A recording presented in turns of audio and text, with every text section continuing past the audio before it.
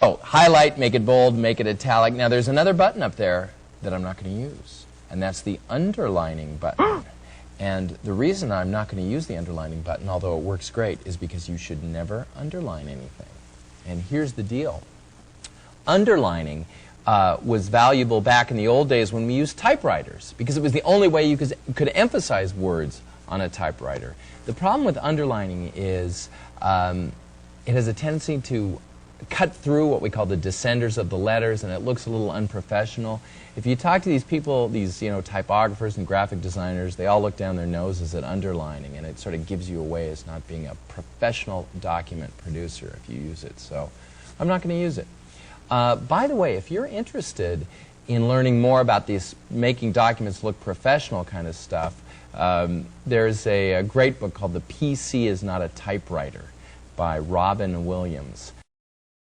I want to do some more formatting. I'm going to highlight this entire paragraph, and of course I can just triple click to highlight an entire paragraph.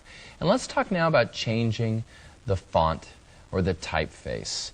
Up here in the formatting toolbar, it tells me right now that I'm using the typeface Arial Black. If I click on this little triangle, a menu will appear giving me choices of other typefaces, such as, let's try Times New Roman.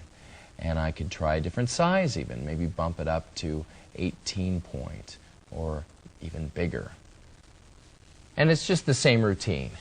You highlight and then you select what you need to do. And it's very easy to change the font or typeface, change the size, and change the attribute, making it bold or italic. Of course, you won't do underlining.